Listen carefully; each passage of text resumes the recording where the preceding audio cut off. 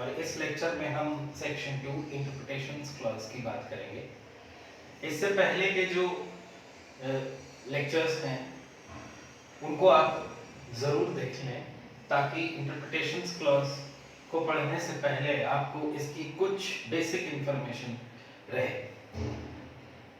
Section 2 interpretations clause को start करने से पहले हम थोड़ा सा ये रिवाइज कर लेते हैं कि एक गवर्निंग लॉ और एक रेगुलेटिंग लॉ में क्या डिफरेंसेस होते हैं, और उसके बाद ही हम ये कनेक्ट कर पाएंगे कि सेक्शन 2 में जो इंटरप्रिटेशंस क्लॉज हैं या जो रूल्स ऑफ इंटरप्रिटेशन है उनकी क्या यूटिलिटी है। So let us start with the difference between a governing law as well as a regulating law. देखिए, सबसे पहला पॉइंट ये है कि लॉज दो तरह के बनाए जाते हैं। Laws are of two kinds. Some laws are governing in nature, इसे हम governing laws कहेंगे, and some laws are passed for the purposes of regulation. अब इंडियन कॉन्ट्रैक्ट एक्ट के ही कंटेक्स्ट में हम इन दोनों के एग्जांपल्स देख लेते हैं। इंडियन कॉन्ट्रैक्ट एक्ट एक गवर्निंग लॉ है। इंडियन कॉन्ट्रैक्ट एक्ट 1872 ये गवर्निंग लॉ है, और सिक्योरिटीज कॉन्ट्रैक्ट रेगुलेशन एक्ट ये regulating law. Securities contract regulation act 1956 ये रेगुलेटिंग एक्ट। सिर्फ इसलिए ये रेगुलेटिंग एक्ट नहीं है क्योंकि इसके नाम में रेगुलेशन वर्ड यूज्ड है। ये रेगुलेटिंग लॉ इसलिए है क्योंकि रेगुलेटिंग लॉज की जो प्रीएम्बल्स होती हैं वो अपने पर्पस में, अपने प्रीएम्बल में अपना जो पर्पस लिखते हैं, द पर्पस ऑफ एनैक्टमेंट, उसी में एक वर्ड यूज किया जाता है regulation.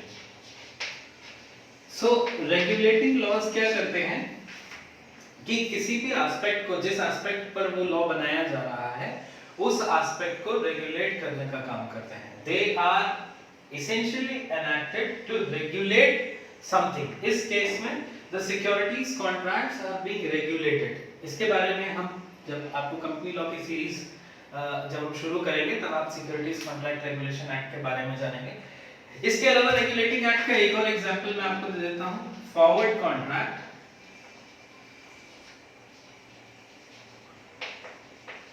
Regulation Act. This is again a regulating legislation. Although this was a regulating legislation. तो regulating laws का basic purpose क्या है? इनका purpose है to regulate something, to regulate an activity. लेकिन Indian Contract Act एक governing law है। Governing law का मतलब ये है कि Indian Contract Act will not specify how to make a contract. It will not tell you in what way a contract should be made, but it will tell you in what situations a contract has been made out will be presumed. So this is very important. देखिए, इसको थोड़ा सा आप अगर procedurally logical interpretation के साथ समझेंगे तो ज्यादा अच्छे से समझ में आएगा। देखिए, कोर्ट्स को एक पावर होती है to frame opinions, to frame opinions. Now these framing of opinions is generally as per the law.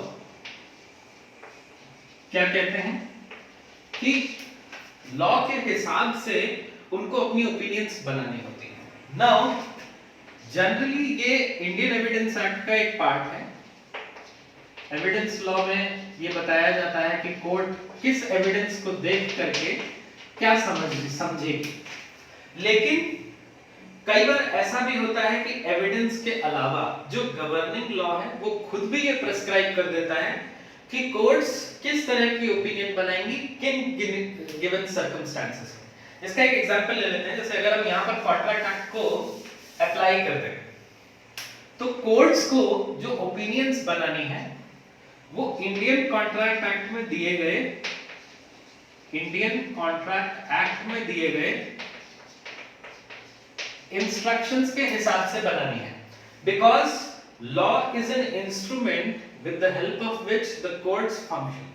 Law किसके लिए बना है? सोसाइटी के लिए तो बना ही बना है, लेकिन उसमें जो रेमेडीज बताई जाती हैं, उसमें जो करेक्शंस बताए जाते हैं, वो करेक्शंस और रेमेडीज अप्लाई करना कोर्ट्स का काम है। तो कोर्ट्स इस लॉ की हेल्प से ओपिनियंस बनाता है, और जब वो ओपिनियंस बनाता है तब उसके पास डिस्क्रिशन होता है।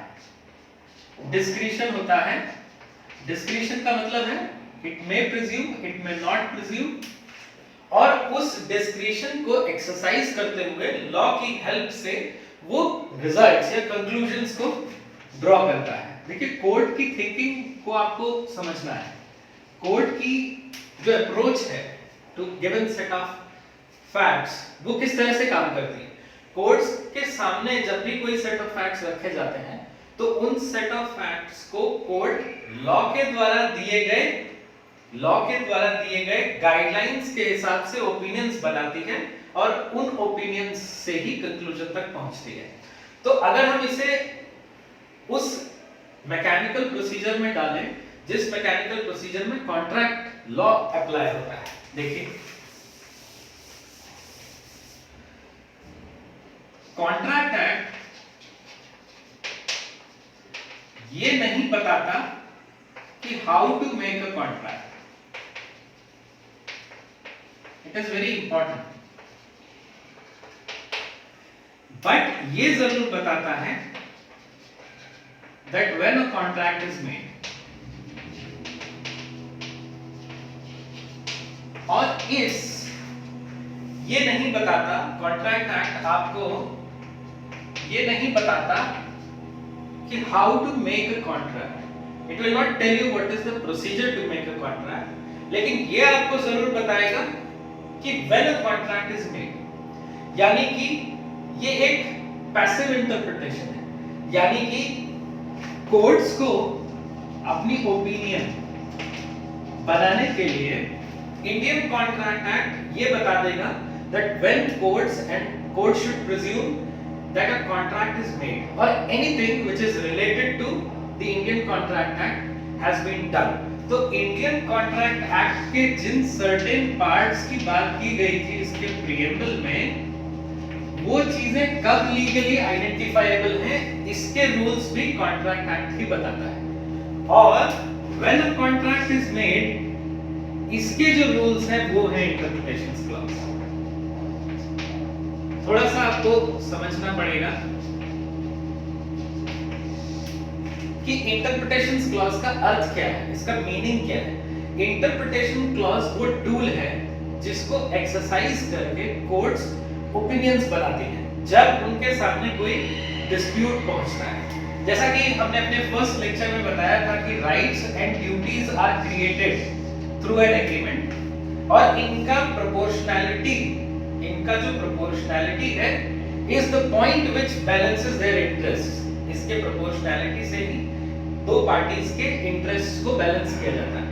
अगर ये बैलेंसिंग इम्प्रॉपर हो जाए तो ये करेक्शन के लिए या रेमेडी के लिए कोर्ट्स के पास जाएंगे, ये रेमेडी के लिए कोर्ट्स के पास जाएंगे। तो कोर्ट कैसे इस ओपिनियन को बनाए कि एक कॉन्ट्रैक्ट एक्चुअली बना था या एक एग्रीमेंट एक्चुअली बना था, इस चीज को एसरटेन करने के लिए, इस चीज पर एक फाइनल ओपिनियन बनाने के लिए interpretations clause which is section 2 of Indian contract act, इसका यूज किया जाता है। तो इंडियन कॉन्ट्रैक्ट एक्ट आपको ये बता देगा कि under what set of circumstances what should be your conclusion. अब सेक्शन 2 में जो इंपॉर्टेंट टर्म्स हैं उनके बारे में हम थोड़ा सा एक बार डिस्कस कर लेते हैं। सेक्शन 2 क्या कह रहा है, देखिए, in this act the following words and expressions are used in the following sense unless a contrary intention appears from the context.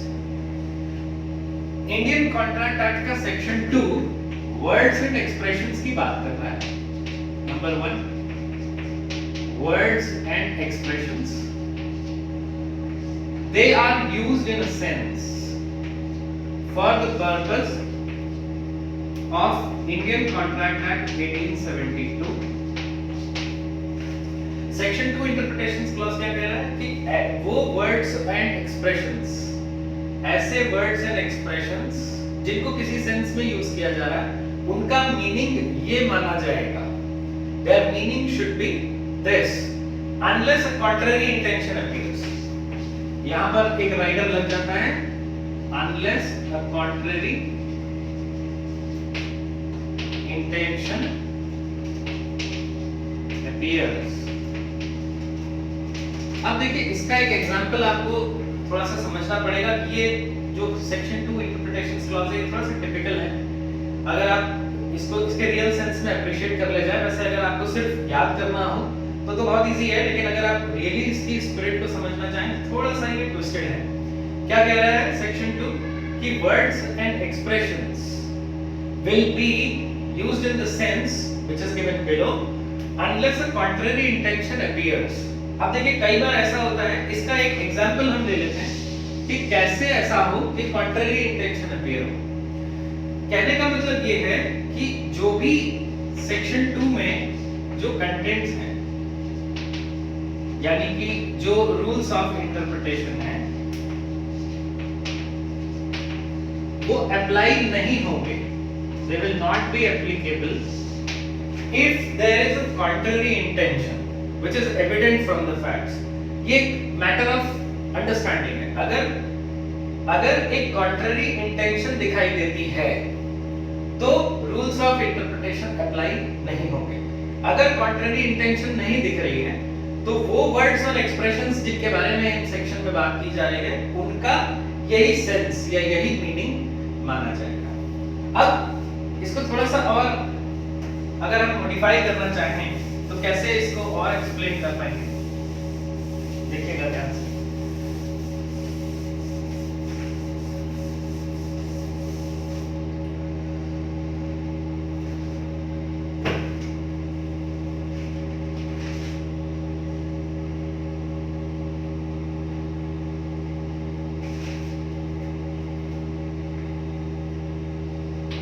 Section 2 में जो इंपॉर्टेंट पॉइंट है वो है that words and expressions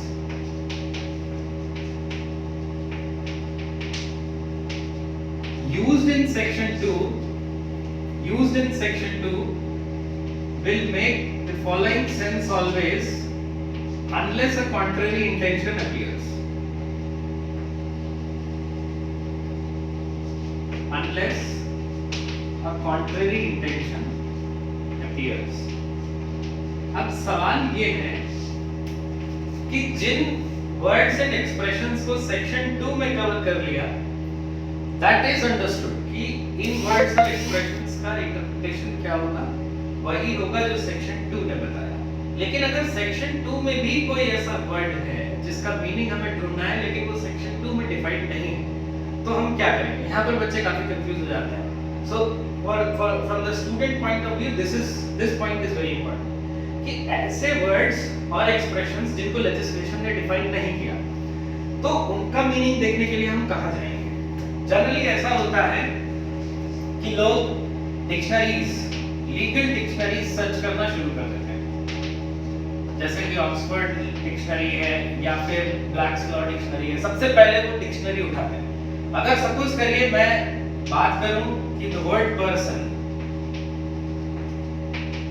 Indian contract act में person कौन है?